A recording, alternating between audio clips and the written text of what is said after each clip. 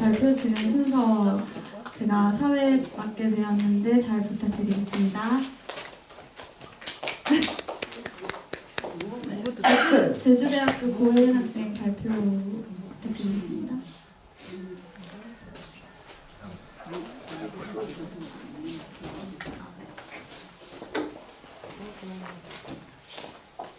안녕하세요. 네, 제주대학교 글로벌 교육전공 고혜은입니다. 반갑습니다. 주어진 시간이 많지가 않아서 빠르게 발표 시작하도록 하겠습니다. 24학년도 총기 베트남 교육실습, 목차는 교육실습 개요, 현재 교사의 수업 참관, 그 다음에 제 수업 실습 및 후기, 그 다음 베트남에서의 현지 생활에 대해 간단히 준비해보았습니다. 이렇게 저희 실습의 타임라인을 간단하게 표현해봤고요.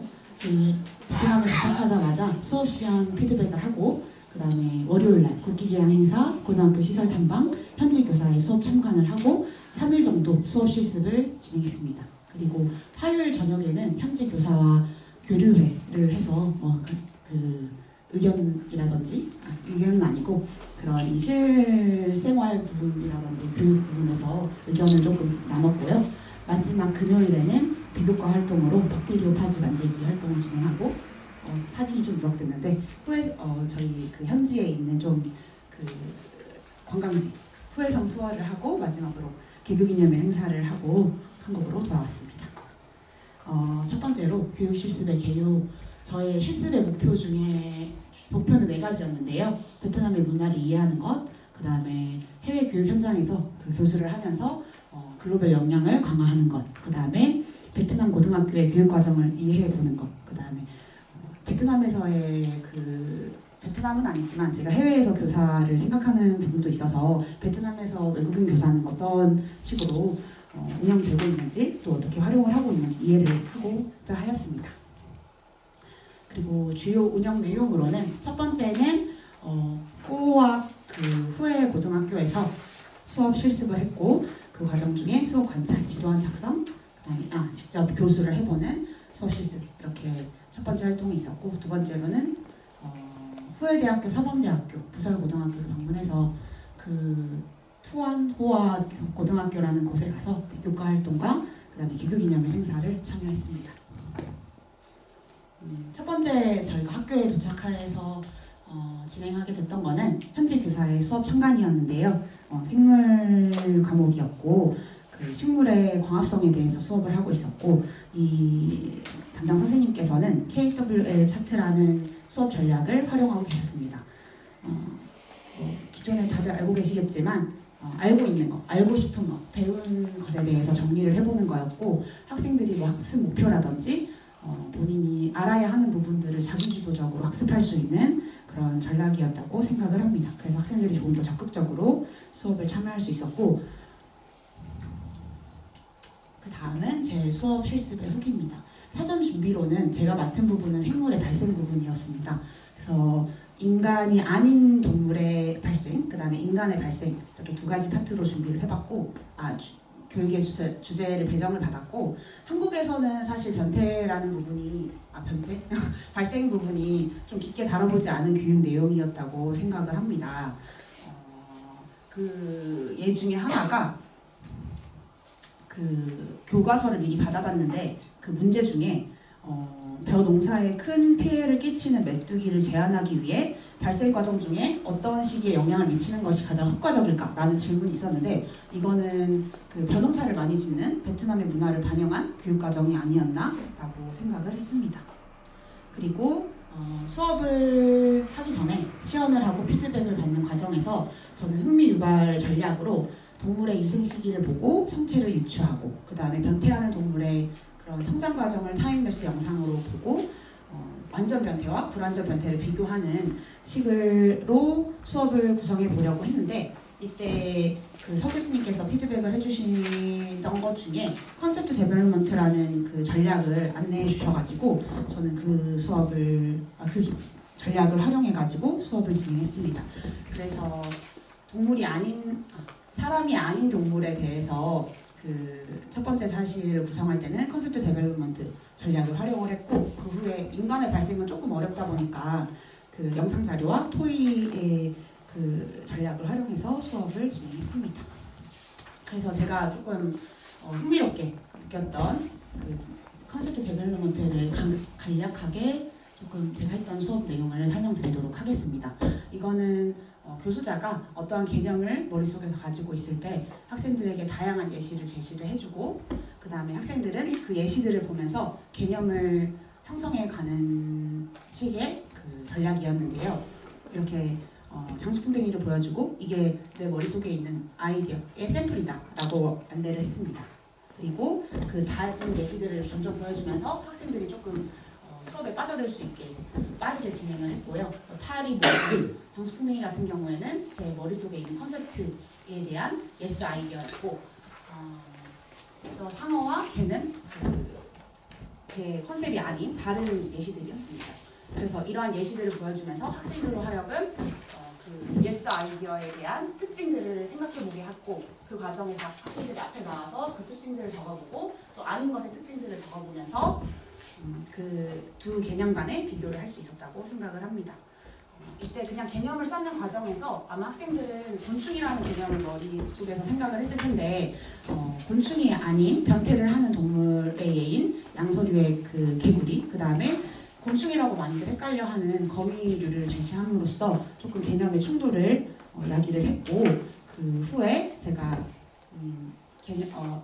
더 많은 예시들을 보여주면서 제 머릿속에 있던 개념은 그 변태를 하는 동물이다 라고 설명을 했습니다. 그리고 곤충이 될 수 없는 이유에 대해서도 추가적으로 설명을 하면서 학생들이 이 과정에서 조금 호흡이 빨리 진행이 되면서 수업에 좀 더 깊게 빠져들 수 있었던 시간이었던 것 같습니다.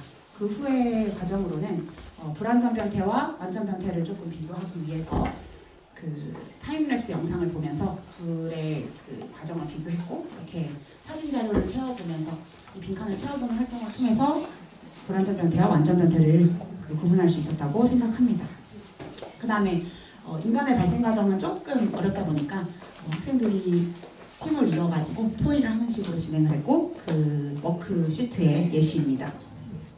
그래서 저의 실습 후기로는 제가 판단한 베트남 학생들은 엄청 예의를 중시하고 또 수업 시간에도 다른 짓을 하지 않는 엄청 바른 수업 태도로 수업에 참여했다라고 생각을 합니다.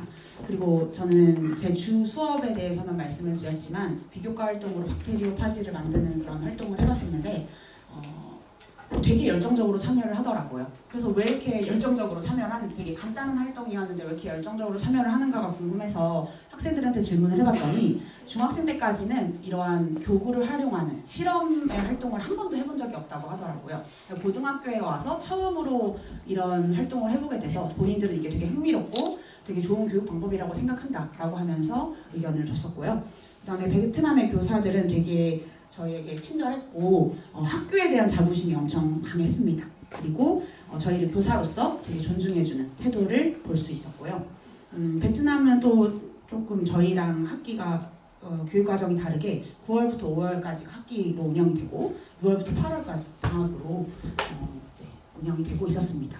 제가 학교의 인터내셔널 티처 또 국제 교사들 그런 것을 좀 궁금해서 교사 교류 시간에 개인적으로 질문을 했었는데요. 저희가 갔던 후에 지역에는 외국인 교사는 전혀 없고 조금 중심부의 하노이, 호찌민 같은 경우에서는 일부 학교에서 외국인 교사를 채용하고 있고 그 다음에 따로 인터내셔널 스쿨이 있어서 거기서 외국인 교사를 활용하고 있다라고 설명을 해줬습니다. 그리고 또 우리나라랑 다르게 알게 된 점은 저희는 순환 근무를 보통 하잖아요. 교사들이 학교를 뭐 3년이라든지 4년에 한 번씩 바꾸게 되는데 이 지역의 교사들은 대부분 순환 근무를 하지 않고 한 학교에서 거의 평생 근무를 하는 경우가 있었고 유학이라든지 결혼 그런 큰 행사가 아니면 본인들의 학교를 바꾸지 않는 그런 모습을 볼 수가 그런 말들을 해주셨습니다. 그래서 여유가 있네요. 제가 혹시 시간이 부족할까봐 이건 말할까 말까 했었는데 저희 현지에서의 생활이 너무 좋았어서 말씀을 드리면 우리 한국이랑 시차를 비교해 봤을 때 2시간이라 가지고 여기 9시면 거기 7시여서 저희는 딱 지내기는 좋았어요. 그래서 근데 놀라웠던 거는 1교시가 7시라 가지고 심적으로 조금 부담이 컸던 거죠. 저희는 6시에 눈 뜨고 뭐 30분 만에 준비를 해서 빠르게 학교를 갔고요. 또 그 외에 번외 행사로 개교기념일 행사를 참여했었는데 이거는 무려 6시에 시작해서 우리 학교 한국 학생들은 절대 참여를 할 수 없겠다라고 생각을 했습니다. 그럼에도 불구하고 모든 학생들이 6시부터 되게 활발하게 열정적으로 행사를 참여하고 있었고 저희가 갔을 때 마침 건기여서 2월부터 8월까지가 건기인데 되게 건조하기도 하고 또 건조?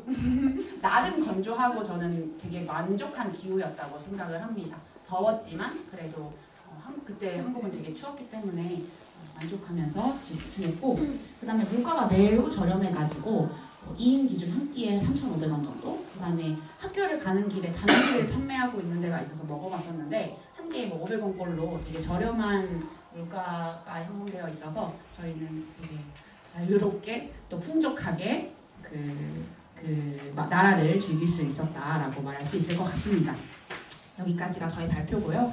최종적인 좀 실습의 소감을 말씀드리면 그 베트남을 다녀와서 베트남의 교육도 보고 그 다음에 그런 다양한 활동들을 보면서 조금 베트남의 문화라든지 교육의 환경을 조금 깊이 이해할 수 있는 시간이었다고 생각을 하고 저는 미국 실습도 갔다 왔는데 그때보다 학생들과 훨씬 더 활발히 교류를 할 수 있었다고 생각을 해요. 아이들도 훨씬 더 적극적이었고 저희한테 관심도 많았고 미국은 살짝 이렇게 말하면 그렇지만 좀 살살 맞은 그런 느낌도 저는 받았어가지고 그래서 그런 부분이 저한테는 되게 감사했고 좋은 기억으로 남아 있습니다. 그래서 베트남에서 그런 학제라든지 교육과정과 우리나라의 교육과정을 비교해보면서 새로운 시각을 가질 수 있었던 그런 계기가 되기도 했습니다. 그리고 제일 감사했던 부분은 미국에서는 저희가 인솔자가 없어가지고 제가 좀 불만을 제기하기도 했고 덕분에 뭐 적극적인 자세로 활동을 참여할 수 있었다라고도 말씀을 드렸었는데 이번에는 서 교수님이 있었고 또 동료 선생님들이 계셔가지고 제 수업에도 더 풍부한 피드백이 가능했고 또 같이 힘든 조금 일정이었지만 같이 서로 공유하고 응원하면서 즐거운 베트남의 실습을 보내고 왔다고 말씀을 드립니다. 그래서 이런 기회를 마련해 주신 교수님들과 동료 교사 선생님들께 감사드리면서 발표를 마치도록 하겠습니다. 감사합니다.